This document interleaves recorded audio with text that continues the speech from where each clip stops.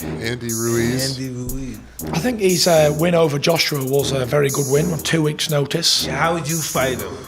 I would tie one hand behind my back and use either one and just jab his nut right off. Pop, pop, pop, pop, pop. That would be the easiest fight ever. Oh, God.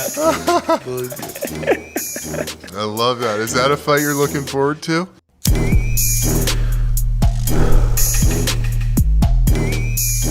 Hey everybody, welcome to a very special episode of Hot Boxing. I'm Eben Britton. And I'm Mike Tyson. And Mike, we've got the champ in here, Tyson Fury. Hello everybody, aka the Gypsy King is in the building. The Gypsy King. Oh, we love it, man. Tell us about that gypsy lifestyle. What's that That's about? what I'm interested in. Yeah, I always see it on television, my big fat gypsy this or that or this. Yeah. Is it about that, you guys, or is it about Brad Pitt stuff? Remember that stuff from Snatch? Oh, that Snatch movie. Yeah. That was actually a good movie. Did that depict the gypsy culture well? Not really. No, it's television, no. and they do stuff on TV to sell. Of course. So you'd never really get to know what it was like off a TV show. Yeah, of course. So what's the history of the gypsies? Goes back thousands of years. Tell me about it. They've been around since Christ? Yeah, they've been around since Christ. Christ. They've been moving from country to country. Every country you go to around the world, you find gypsies. So they've been around since the beginning of the dawn, huh? Yeah, beginning of time. Yeah. People, they come from all over the world, all different types, breed, seed, generations of people. Obviously, I come from England. I've been born and raised there. Is it a way of life or is it just a religion? What is it? It's not a religion, no. It's like a culture. Yeah. It's just sort of, we're brought up, the only thing we want to do is fight, which is why I become a boxer. Yeah. You were named after Mike. Named after Mike, wow, yes. How that shit happened? Tell me about that. I'll tell you how it happened. My dad was a professional boxer in the late 80s, early 90s, heavyweight. And his hero was you. Really? So when I was born August the 12th, 1988, I came into the world and I was 8 weeks premature and I was dying. I wasn't supposed to live. Holy and when I lived, my dad said, I'm going to call you after my favourite heavyweight, Tyson. And the doctor said, no, that's not going to be a good name. He's not going to be very big, this guy. Really? When I was born, I only weighed 1 pound in weight. I was tiny. Wow. And I grew up to be 6'9" and 265 pounds. Wow. Crazy. Shit. Unbelievable, So how did it feel? You started off boxing. What did that feel like? It felt really good, you know. I started boxing. I never had my first amateur fight until I was like 16 years old. Yeah. But I was brought up around boxing. I was a gym rat. When my dad was going to the gym, I'd go to the gym with him and I'd be hitting the bags, knocking stuff over in the gym. I was brought up around it. My brothers, cousins, everybody boxes. So we all used to fight each other as kids growing up. And I decided I was going to be heavyweight champion of the world from being a young kid. When people say, oh, what do you want to be when you grow up? Oh, I want to be whatever they wanted to be. They asked me what I want to be. I said heavyweight champion of the world. I love it. And nothing, I wasn't going to settle for anything else. That's how it goes. That's what it is.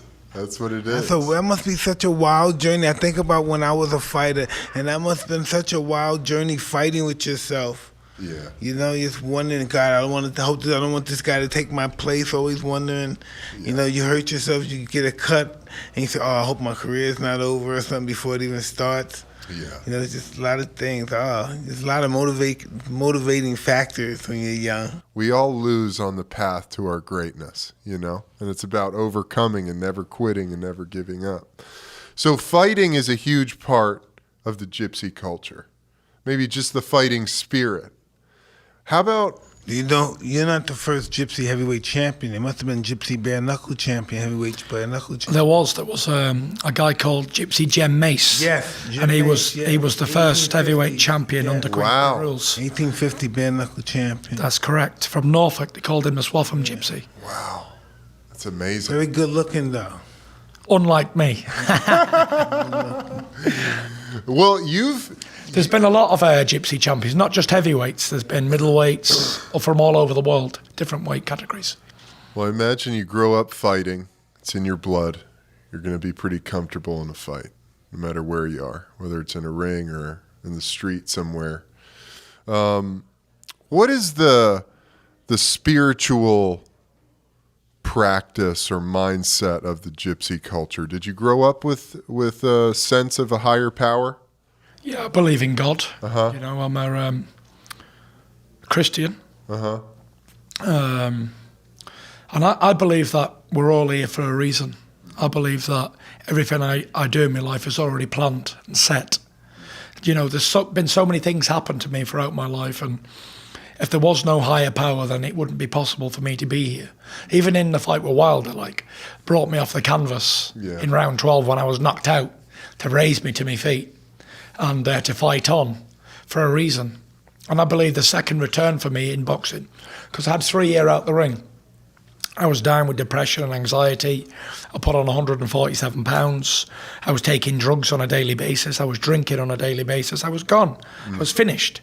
The only place I ever thought that I'd ever end up was in a padded room somewhere. It was terrible. I was thinking about suicide every day, and I had nothing to be upset about. I was heavyweight champion of the world. I was 27 years old. I had money, fame, glory, a family, achievements, kids, everything running so smooth, but it didn't matter because mental health will bring you to your knees if you let it. Absolutely. We talk about that a lot. 100%. You know, when I was a young kid and I was fighting, I was going through everything was so intensified. Oh shit, this and that, and then it's just an illusion. It didn't really matter. Yeah. You know what I mean? It never really existed. What was it, Tyson, that helped bring you out of that? Boxing. Boxing brought me back because I was living very wild. And, you know, when you lose the passion to breathe fresh air anymore and you don't want to live, you're in a terrible place. And I remember a moment I was in a high performance car, a Ferrari. I was heading towards a bridge doing that Ferrari that big, was it custom made for you? No, it wasn't custom made, but I squashed it. But I heading towards this bridge at high speed, 190 miles an hour, and I was going to crash into a bridge. And before I hit this bridge, I got to about maybe 500 foot from the bridge, and I heard a voice. I physically heard a voice speak to me and say, "Stop. Don't do this." And I pulled over. I remember I was shaking, I was crying, I was thinking, I knew I was totally gone. I didn't think I'd ever come back. Like, boxing was the last thing I ever cared about at this position. And I remember thinking, you know what, if I'm ever going to get right again, I've got to get fit. I've got to lose the weight. I wasn't losing the weight to come back to return to the fight game. I was doing it for me, for my health. And the more I trained, the more I was getting better and better by the day. I lost a lot of weight quickly, and I was feeling good. I was feeling great again, and I wanted to get back in the ring. I felt like I had a lot more to offer, a lot more to give. Retirement wasn't for me. I had 3 years out the ring, and it was a horrible 3 years, the worst 3 years of my active life.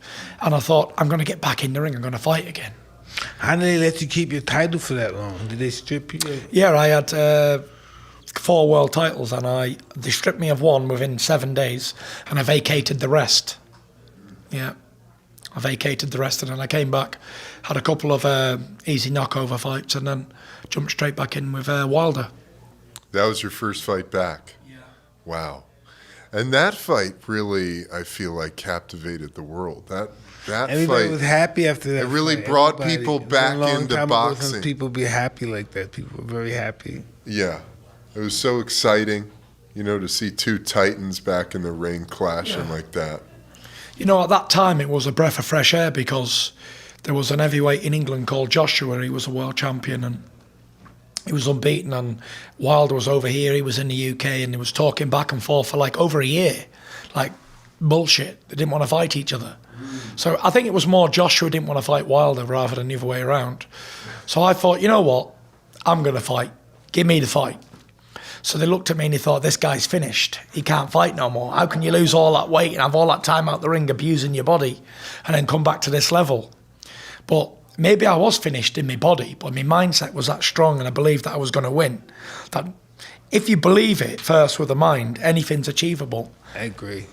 And I believed it so much, and I never ever doubt myself in a fight, no matter who it is with who. I always believe I'm going to win somehow. some way. I'll find a way. And we put on a great fight, and people are looking forward to the rematch. Yeah, hell yeah. Is that in the books yet? Is that Do you want to scheduled fight yet? a bout before you fight the rematch? Yeah, I'm fighting on September the 14th in Yeah, Vegas. what's the guy name again? Some Swedish guy called Otto Wallin. Yeah, well. Okay. He's number 4 ranked WBA, unbeaten in 20 fights, 6'6" southpaw. So he might take a couple of rounds to get him out of there. That'll be awesome, man. What's up, Mike? Hey, Eben, did you read that book, The House of Rothschild? Remember I gave you the book to read? Between my 2-hour drive to and from work, my family, trying to get my workouts in, I just don't have time to read a book right now, brother.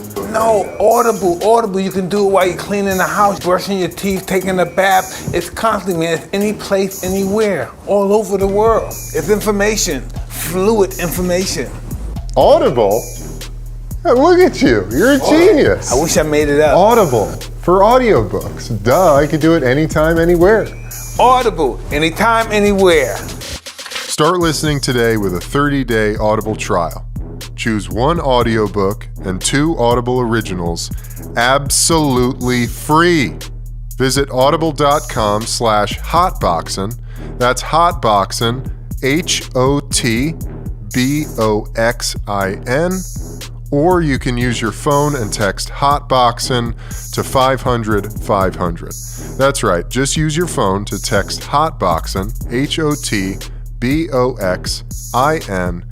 to 500-500. So at 27, you're 30 now? 27. 31? 31. Wow, man. Time We're the flies. same age. That's amazing. So at 27, you're a world champion, and that was the pinnacle. That was the peak of the mountain that your whole life you had been striving to get to, right? What was it in that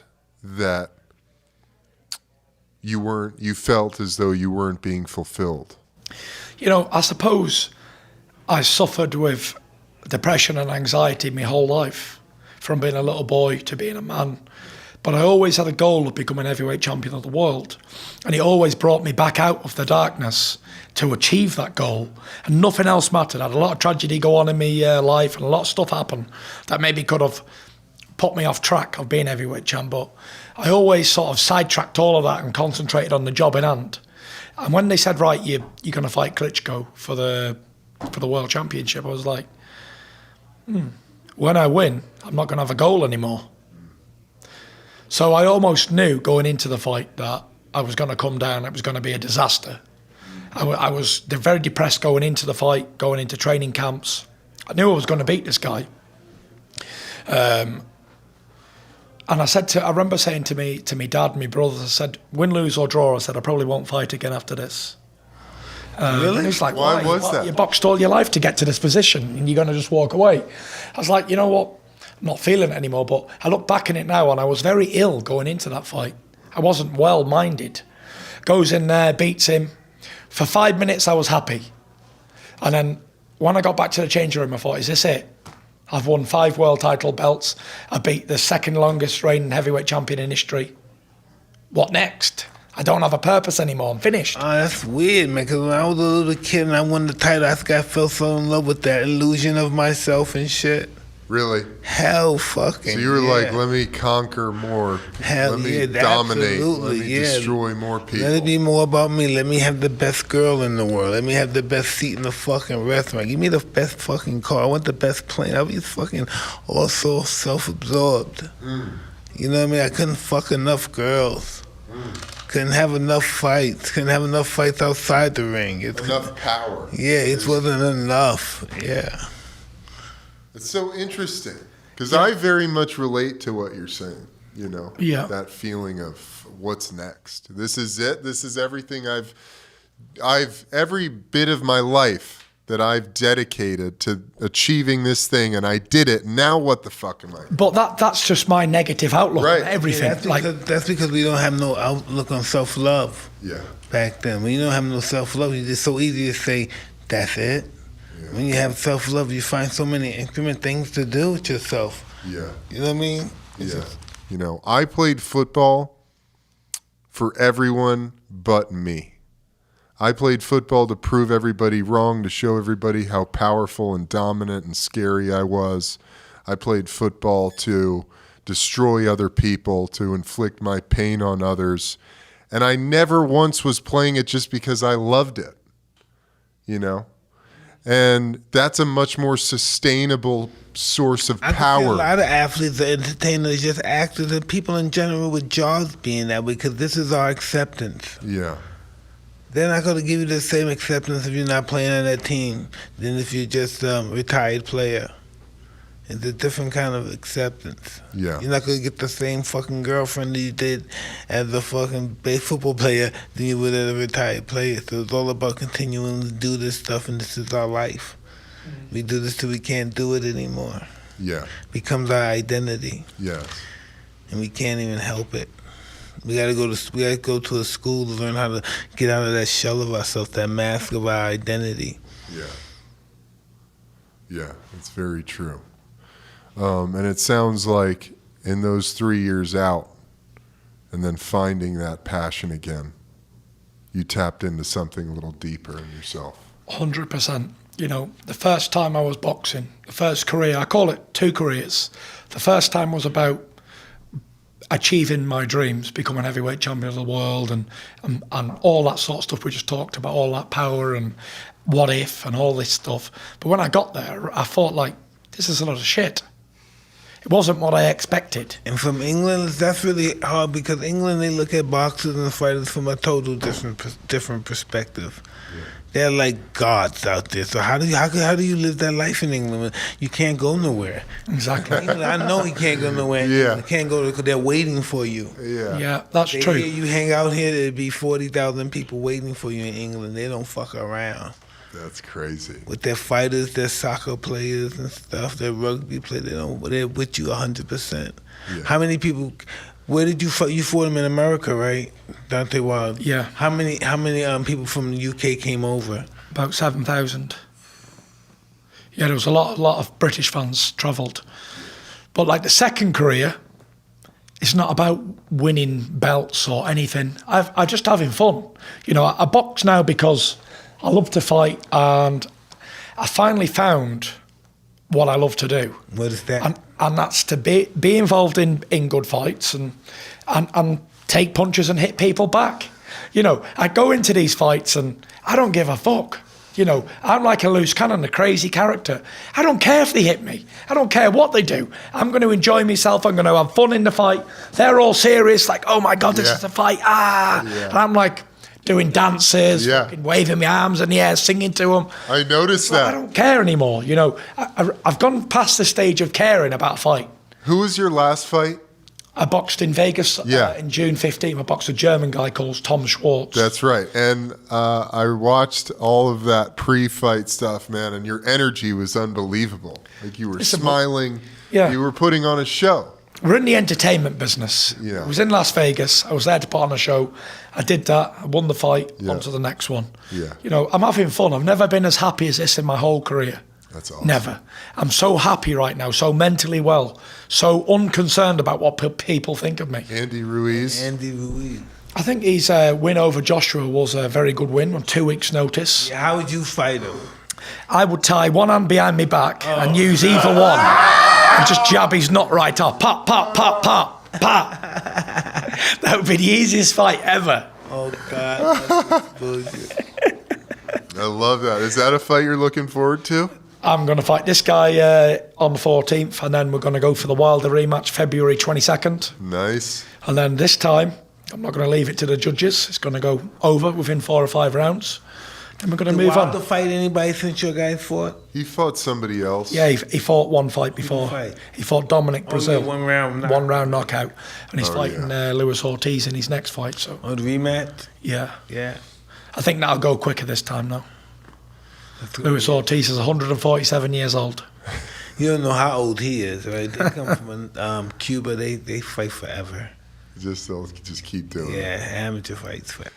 Tyson, what do you think about, like, back in the day, Mike had 15 fights in a year, or before that, Sugar Ray Robinson had like 100 fights in a year. And now, how many fights do you have in a year? Maybe 3. It's crazy. It is crazy, but when you're starting off at the beginning, you can have all these fights.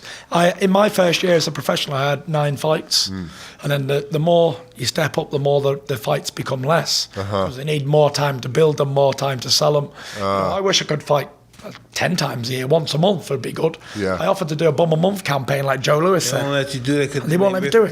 The possibility of him getting hurt. You know, they just don't do that anymore. I'd love to keep very active. Like if I can get 3 fights a year, I think that's me being very active.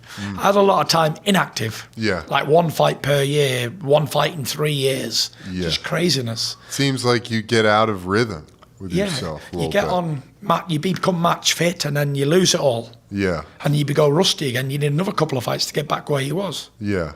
So is it a matter of them promoting the fights? Like, who is your contract with as a boxer? Is it with the promoter, or is it with is it with a league? No, it could be with the hotel. It could be with a It could be with the hotel. hotel. It could be with the television station company. Wow. Interesting. Oh, so like he could Showtime or he could have a contract with Showtime to fight a certain amount of time for a certain amount of money a year. interesting. That's And way then different. Then besides that, they will pay him. Well, if he's in the West Coast, like a casino or something, the casino, mostly in the West Coast, like Vegas, will pay him a certain amount of money to fight a certain amount of time at their hotel. You know? And so the casinos have really been kicking like the East Coast auditoriums in the butt because we're paying you to come fight in our auditorium where you got to pay these big auditoriums to fight in their arena. So, you know, it's really a no-brainer. What are the big casinos that MGM Grand. MGM? Yeah, that's just one of them. There's Do dozens of them now. yeah. Yeah. Yeah, I fought last fight at the MGM Grand. Okay. Where's this fight coming up? This fight's at a new arena in Vegas called the T-Mobile Center. Okay. Yeah, I've been there. It's a brand new one, yeah. Before. It's like a 20,000 seater. Awesome. That'll be cool. How are you dealing with, your success and continuing to build yourself up in your new career? Like I said, I don't see it as success. I don't see it as anything. I just live day to day. I love that. When you're like me, I could be happy now and suicidal in the evening. Uh-huh. Yeah, so when you live like that... Are you on medication? No, right my now? medication You is need- training. No, you need some fucking pills, baby! I think I fail every VADA drugs test in the world then. But yeah, I train. My medicine has become training. I used to just train for a fight, go out of camp and put on a ton of weight, not train, just eat shit all the time, drink a lot. I do the same thing. And then on the second time I'm coming back, I'm staying in shape the whole time. I'm training every day for me, not just for a sport, for me to keep myself mentally well and strong. And the training camps and lifestyle of a boxer has become very easy for me now. Say I box at 265 pounds, I walk around at 265 pounds. Yeah. Where before I was walking Good. around at 370 pounds or more, 400. Jesus, dude. 370? I would never stay in shape in the off seasons. You wouldn't. If I didn't have a fight, like when I stopped fighting 3 and 4 times a year, like if I would just I just fight and I wouldn't train no more. I just go gorging and drinking and Yeah. fucking. That's all I did. Right after the fight. I get it. People be in my room before I even get there. It's just they knew that was the norm. It's really a form of, that's how you understand self-care at that time. You're like, this is taking care of myself because now I got to just rest and recover and replenish and gorge myself. That's just I didn't have good life skills back then. Yeah. You Well, know? that's what I'm saying. That was what you thought. My brain should have just said, "You stay in shape. Yeah. Keep running though. Don't go to the gym. You just keep running every day. Just keep your cardio. Yeah, keep the cardio up." Yeah. So when you was doing all this fucking all the time, Did you catch many diseases? Lots of them. Tons of them. That's part of being the guy that gets all the girls too. I know they say no, not me. That comes with but that. if you that guy that fucked everybody, that comes with it too. Yeah. You know. Yeah, man. So I was recently over in Spain and someone said, oh no, don't fuck that girl, she's got herpes. I said, well, she fucks me, she's going to have chlamydia, gonorrhea, everything else too. Oh, fuck. Crazy. Oh, fuck. That's fucked up. I caught a kissing disease one day. My what is this? My Mono? yeah, my fucking Your lymph nodes yeah, these fucking glands exposed. swelled up. Ooh, I look like a fucking toad. A toad. Yeah, those big glands. Yeah, Wow. fuck. You couldn't believe. I feel like I was dying. Really? Feels like your pain like no other. You don't believe it's so much pain. Are you sure that was some kissing and not pussy licking? That too. That too. Yeah, it goes both ways. You get it both ways. Oh, 100%. Yeah, you get it Either both one. ways. Yeah, you get it both ways. oh, fuck. Oh, This is a my good God. conversation. It's like Yeah, fucking- man. Little dirty secrets fucking- for us. Every Yeah. time you turn around, there's a fucking needle going in your ass. What's the needle I in have the all ass penicillin kits now, so Penicillin. for? Penicillin? Yeah. Thankfully, I've never contracted any You're STDs. very You low. ain't Lucked doing out. it right then. I lucked out, man. So you got any brothers or sisters? yeah, I got 4 brothers, no sisters. Yeah. 5 brothers, no sisters. Testosterone house. Wow. Yeah. Were you guys fighting all the time? All the time. Yeah. Me and my younger brother, we used to fight every day, all the time.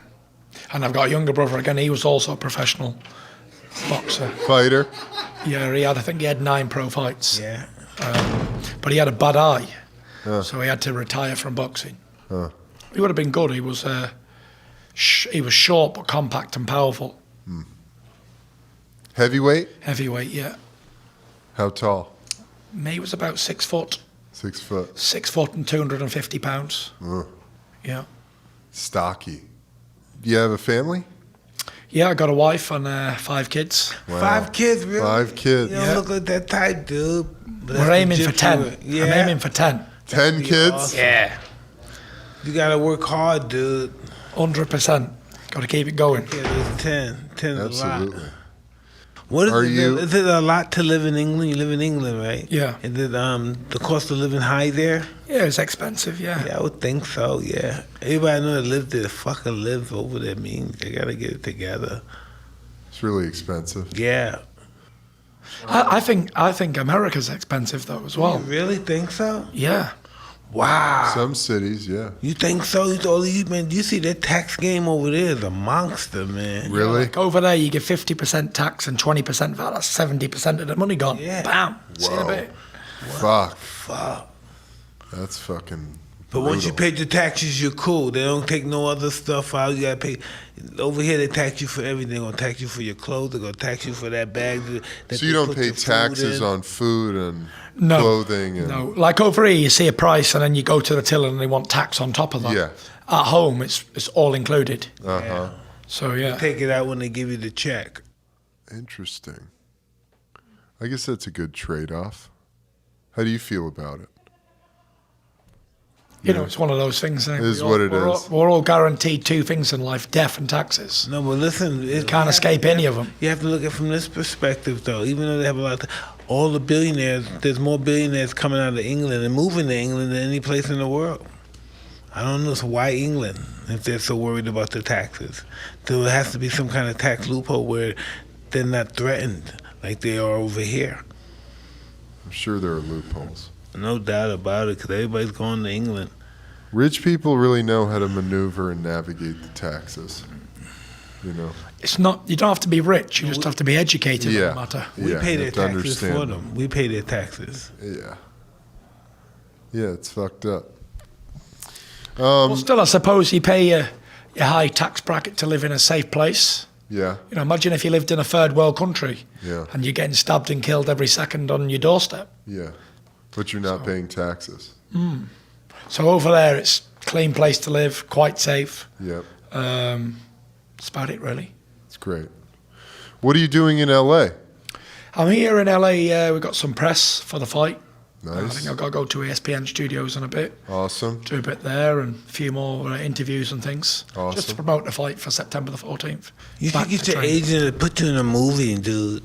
Yeah? Yeah. Oh yeah, you'd be great. Go down the street over there and go on the set and hang out. They would love to hang out with you on the set. Down the street. No, we're just going to go back and Studio. chill out. Oh yeah, I call that down the street. yeah, yeah. Do you have any interest in that acting? Not really, No. to be fair. How You about? never know what the future holds, though. I know. Maybe man. if it was a pornographic movie, then. Porno. Nah, they're gonna love you, dude. That'd be interesting. What do you see for life after boxing? Or even thinking that far? Yeah, I'm going to become a professional pussy licker after boxing. No way, Jose. Don't I laugh reckon I at can that. get you a job there too, No, Mike. well, I'm retired, dude. I'm retired. Mike's retired. So that'd be my ideal job. Oh, You You gotta never have know where the mildew road on your takes you. tongue, dude. Don't do that. Gotta stay healthy. Too many diseases out there. Do you know what I want to do after boxing? I want to start a heavyweight fight factory and bring in heavyweights from all over the world and have them in one facility, sharpening each other up and try and take them further, heavyweight champions. I love that. Heavyweight training ground, basically. Heavyweight breeding ground. I love that. It's awesome, man. Well, as a young fighter, what are your options? How do you get in? You just have to find a gym and you work with all the other fighters. Is that the best situation? I suppose so. Yeah. Yeah, how do a guy get to a gym? People discover me and say, just "Hey, wandered you need into to box. I want you to box or something." Yeah, how did that happen? Yeah. How did it? Well, you grew up in it. I grew up around boxing, so Yeah. it's very easy for me to get involved in it. Yeah. And with England being a small place, small country, Yeah. it's like if you're any good at all, then you're going to be selected to box for the country in tournaments all over the world. Yeah. So yeah, I used to walk to the gym every day though. Me and my little brother. I used to jog there. He used to ride a bike Nice. and train 2 hours, 3 hours, and run back. It's awesome. But without them opportunities to do that, then I maybe wouldn't even be here today. Who knows? Yeah. So that's another thing I would like to do, open up a amateur boxing club to give other people opportunities that I had in my life. It's definitely needed. Absolutely. If I ever had to pay to be a boxer, I would have never been a boxer. I had no money. Yeah. I learned free how to box. Yeah. I mean, I'm sure there's millions of kids who would love that opportunity, have somewhere to go, get instructed or be It's under like a the... family affair once you get Yeah, to the family. gym and that family life. Everybody knows what you're doing. Everybody got their eye open, got their friends and family, got their eye open. He's involved with the gym. He's one of the boys. Look out for him. It was just an incredible lifestyle. Yeah. Tyson, is there any questions you have for Mike as you prep for this next fight? Not really, No? Not really. I don't have many questions. Yeah, that's good. I mean, that's a good place to be. Is there anything you're curious about Mike and his new life after boxing? My new life is pretty interesting. That's understandable. Yeah, go for it. Yeah, this new life of yours, it's giving you a new lease of life. Yeah, thank God. Because my last fucking life was a monstrosity. Whoa, I don't even know how all this shit happened, man. Fuck. But without all that catastrophic action, would you be the same man you are today without the experience? Oh, I needed that experience, yeah. You're a living legend. I'm sat here with a living legend. Yeah, well, I'm just glad I'm living. I'm just glad I'm living. Oh, definitely. I can't believe I wanted to die so often when I was younger. I said, God, I hate living. Now I get 53, I love living. I don't want to fucking die. I hate the fact that I got to die now. Because living is so interesting. It is, man. Every day is a What's the fucking motivation, adventure. Mike, now? Excuse me? What's the motivation? Just for me, it's to absorb my existence, and realize that life is a joke. I took it too serious, 100%. Not, I don't know, not long after this, I'll die soon, and I won't exist anymore. And then I have to go to the other world. I want to see what that's like. I can't believe this energy that I have just died and it doesn't exist. It may not live here no more, but it has to go somewhere. 100%. You know, and that's what I'm looking forward to now. Not for a long time yet, though. Whenever it happens, it happens. But I'm just looking forward to it because life is great, so death has to be just as great as life. You can't think the worst day of my life, right? Is my mother or my children dying or whatever. The worst day of my life, besides that incident that happened, that could have happened to anybody, probably happened to everybody all over the world at that time. Life is still beautiful. My worst day in life is still a beautiful day. If I don't internalize it and oh woe leaves me and my mother died or my baby died, why me? If I don't look at it from that perspective, life was always beautiful. Every day was beautiful. You know. Life is precious, and it's beautiful just to wake up in the morning. Before I used to take it all for granted. I didn't care. I didn't care about nothing. I didn't care about family, friends, relatives, achievements. I didn't care about fuck all. I just didn't care. But now, after going to hell and back, I appreciate fresh air and a glass of water. Gratitude. Smaller things in life. Gratitude. Because when you've lost, you never know what you've really got until it's gone. Yeah. But I've had the opportunity to be shot down and come back, you know, and you really find out who your friends are, who the people are really behind you, who leaves, who jumps off, and everybody just loves a winner. Nobody wants to be around a loser. Nobody wants to be around a man who's lost his mind. So you really find out who your friends are, the people who call you in distress when you're down and you're out and you don't have any more to offer to them. So I suppose I got to see that side of everything without being beaten in a boxing ring first. So then on the comeback, I have the smallest team ever. The people who were there for me when I was gone, when I was out. So yeah, I keep it nice and small. I'm happy for every day. And whatever happens in life happens. I don't care. We just have to understand that being fighters, being entertainers, anything, it's being in the light, that we have to understand that this will be over soon. This is not going to last forever. So why at this moment, while it's enormous and it's profitable, I have to make the best I can out of it. That's what this is all about now with him. He has to make the best possible moves for his future right now while he can. Yeah. You know? It's interesting hearing you say, because I know this as well, is that before you said you didn't give a fuck about anything. And now you don't care, but in a different way. It's like you're detached with love from it all. You know, and I think that's an important, that's a difference, you know. But it's interesting because it's the flip side of the same coin, you know. Going from a place of not caring about anything in your life in a destructive way, and then coming to a place where you cannot care about anything in life because you're not attached to anything or any specific outcome or how anything is supposed to be or look. You know, before I used to take everything and think, oh, I want this, I want that. I was never happy with what I got. It's human nature. We always want more. Yeah. And no matter what it is, no matter how much you've got of something, then you're always searching for more things. I think that's ego nature. No doubt about it.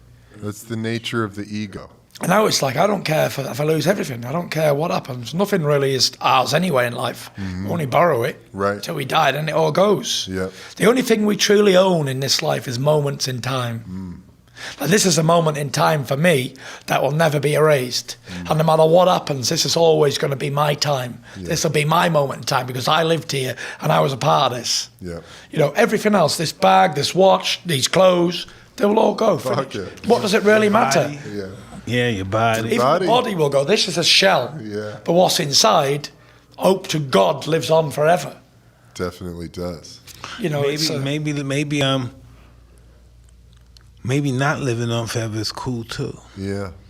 You know, we don't know that yet. Maybe it's stop hearing our fucking selves and talking about us and thinking about ourselves in our minds sometimes. Yeah. You know what I mean? Maybe that's cool enough to stop that. That's bliss. Yeah, they just have no thoughts. Yeah. You know. But like you said before, though, why are we here? What's We our have all purpose? these experiences, and then what, we just switch us off after you close your eyes? Can't be possible. Yeah. But that's the ultimate question, isn't it? What happens when you die? Maybe we wake. maybe we wake up. I reckon. We wake up. It's all a dream. We just wake up. What do you think, Tyson? Well, Like I said before, I'm a practicing Christian. Uh-huh. And the Bible says when you die, all the answers will be revealed and everything will be like almost in HD. And everything you wanted to know in your life will be answered. But it also says that we'll be accountable for every action we did. So I don't know. I just don't think. I think even as a Muslim, a former Christian, I just believe that when I took the Torah, I just believe there's no good and no bad. There's no right and no wrong. You know what I mean? It's all Who are perception. We're not. Our brain is not developed. Even at the height of its development, we're not developed really enough to understand why we did something right or wrong. We don't understand our selfishness, our greed, or our ego. We don't understand it. We can't even comprehend it. We can't even conceive it to another human being what it's really like when it's operating. We're nothing. Who are we? We can't explain ourselves. What am I doing here? What the fuck am I doing here? I don't really know. I should be scared. I don't know me. I don't know you. I don't know him. What the fuck are we? I just know what my mind tells me everything is. And my mind is just not reliable most of the time. Yeah. Especially when you've been indoctrinated with all of the materiality of life in modern culture. No doubt. You know, you have to break out of that shit. I mean, really, at the end of the day, our experiences and who we project into the world is just like everything that's going on in here. All our relationships that we have with everyone around us, all the things, all the attachments we have are about what's going on inside. Has God, has God always been here? Did somebody create God? How did God come to existence? The thought. good question. Yeah. Somebody say, hey, there's something out here greater than me. I have to worship it. And I'm going to call it God. I mean, what is consciousness? Awareness of something that we don't see. You know? But we're definitely sure this is it. This is the way it has to be. For now, at least. Yeah. I like the idea of, when you die, all the questions you have in life are answered. I believe that's part of the deal for sure. The accountability thing, I believe in that to an extent of, I think God is all forgiving and all accepting. And, at the end of the day, it really comes down to your perception of yourself and your own ability to forgive yourself. That's the ultimate test. Yeah. Because we're the hardest on ourselves of anyone. There's no one else. There's no one here inflicting. We're all angry because we don't have the answers, pretty much. Yeah. And we want to know everything because we based our acceptance on knowing stuff too, being smart. When you hurt someone. When you inflict damage, you cause wreckage, you cause pain. You know what that is. And there's no one there to fix that but you. You know how that feels. I know how it feels, And at the end of the day, it all comes down to how do I feel about myself, No matter what you do in your life, though, Yeah. it all comes down to you. Whether you're a successful athlete, whether you're a businessman, Exactly. or whether you've got a regular 9-to-5 job. Yep. The biggest thing in the world is contentment Yeah. with who you are and what you are. Totally. I know plenty of rich people. I know billionaires and I know millionaires, and 99.9% of them ain't happy. Yeah, they're fucking miserable. Very unhappy people. Yeah. But then I know people who work 9-to-5 for minimum wages and are so positive and so happy. They've got It's the world by the unbelievable. balls. So ain't they in a better position than Yeah. everybody else who's like super rich and whatever, because Absolutely. they're happy and contented with their life and their surroundings and everybody in it. Yeah. Some people are not meant to have grabbed that concept of happiness. Why do I have to search for happiness? It's too difficult to search for it. Yeah. It's too complex. Yeah. You know what I mean? It's the moment. Happiness is moments. Nobody can have a whole hour of happiness. A whole lifetime. A whole 10 years of happiness. Yeah. It's consistently happy for 10 years. There's not a tenth of a second of miserable shit going on. Even though somebody died. Well, they're gone. Well, they're a hell of a person. The guy, this is all happening. It doesn't happen. That's not real. Yeah, it doesn't happen. I know. I've been posting a lot of this positive shit on my Instagram because I don't know what else to do with social media other than put positive shit out there, you know? And sometimes it comes off. I share my own experiences and people go like, oh, Eb, I'm sorry you're feeling down today or you're feeling angry today. And I'm like, I'm not fucking angry, dude. And I'm not feeling down. Those feelings and emotions come up, yes, but life is not about being happy and fucking excited all the time. You know, we're on a fucking wave of emotions that's constantly moving and flowing. And just because you're up 1 minute doesn't mean life is great. And just because you're down the next doesn't mean life is shit. You know? I think you got to be thankful for all moments. Exactly. Good and bad. Like Mike it's all said before, there. It's all a blessing. It's all a blessing. It's just our perception of 100 it. times. Like when I'm clean now, every now and then I say to myself, when I'm clean, I'm feeling perfect. I'm running, I'm working out, I'm eating good, everything's good. And then everything I say, now what's gonna happen to make me relapse? What's gonna happen to make me want to do some cocaine? What could happen? Because I feel like I'm invincible now. So what could happen to make me do that? Yeah. You know what I mean? Yeah. And why am I even thinking about something would make me do that? Because that's one of my biggest fears. Getting high again. Going out and fucking with people I don't even know. You know, put my life in some strangers' hands. Yeah. And that's the fucked up place where we've all been. Yeah. And, you know, my biggest fear, like you just said, Mike, is going back to drugs, back to cocaine. And I know that I can never go back there. Yeah.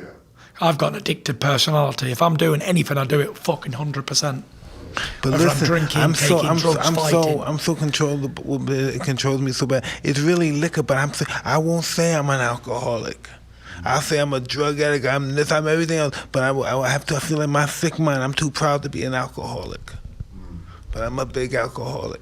But in my mind, I don't want to say that. I'd rather be the drug addict. It's cooler to be the cokehead. I don't want to tell anybody I'm an alcoholic. I'm not an alcoholic. That's I'm not just cool. a devil for the drink. Yeah. Yeah, that's what I'm embarrassed about too, being alcoholic. Well, you know, it's such interesting labels because alcohol is really, it's just the substance used to fill the hole. And it does a damn good job. It does. I don't know what it does. It does. Fucking, oh, fuck. You know, it's interesting to me, the labels that get put on because it's really an emotional sickness. You know, it's a sickness of the mind. Spirituality. Yeah. It's a spiritual sickness. Yeah, no doubt about it. You know, and that just happens to be the thing that in this dimension we can take to make it all go away for a moment. But I will say this: alcohol and drugs. If you're suffering with mental health problems, Yeah. it makes it go away for like 5 minutes. Yeah. But when you wake up the next day, Like it an crashes avalanche. down even more. It's a tsunami. Oh, you tell yourself, I'm never 100%. going to do it again, and later on that night, just sipping. It's a tsunami. Worstest thing ever. Yeah. You know, I know. if alcohol was invented today, it'd be a Class A drug, for sure. Definitely. Mike said this before, and it's totally true. You know, you put a few guys in a room and a bottle of vodka. A few hours later, they're in a fist fight. Oh, they're going to kill each other. You're going to kill each They're other. related, too. They're going to kill each other. Yeah. And it's just amazing what alcohol can do. You to smoke a joint with 5 or 6 people, they're going They'll to be start taking hugging each selfies other. and shit, right? What are your feelings on cannabis? Do you stay completely away? Are you completely sober these days? Yeah, I've never been a weed smoker, to be honest, at all. Okay. Um, Have you dabbled in CBD? no, The nothing like that. non-psychoactive? No, I've never. The only drug of my choice was cocaine.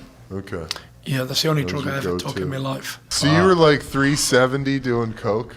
Yeah. Wow. I was Surprised you 420 doing coke. You should be happy your heart didn't bust. Exactly. I think it nearly did. Wow. You know, I was on the verge of having a heart attack. I couldn't bend down and tie my shoelaces up without being out of breath. I look in the mirror and think, what a state. Such a shadow from your former glory only a few years ago. Oh, that happened to you on cocaine for a while. You living a life and you pass a mirror and you're looking, whoa. The Who is reality that? sets in. Who the fuck is that? Yeah. No good. Clean life is the best. Your face is awesome, puffy. You got sores on your nose and your lips and shit. My lips and my nose and lips. You look like I look like a leopard. Fucking herpes blisters all over my fucking face when I do fucking cocaine. Just all fucked up. All fucking blisters. I look like a fucking disease-infested fucking varmint. Well, God bless you guys, shit, man. nigga. God bless us all for, being clean and sober-minded, Tyson, man, thank you so much for coming. Thank you so much for having me. Really It's an been a absolute blast, pleasure. Mike. It's been my pleasure. To have you here, Mike. Great episode. Best. Absolutely got the champ. Have the champ in I think here. we took it deep. We went real deep. You're welcome back anytime. Anytime. Please. This is going to be an awesome segment, man. Yeah, good luck in your next fight. Thank you very much. Do you want to let everybody know where they can find you and follow you? Yeah, I'm on Instagram, Gypsy King 101. I'm on Twitter, Tyson_Fury. Awesome. You heard it, everybody. Hey, that's it for this episode of Hotboxing.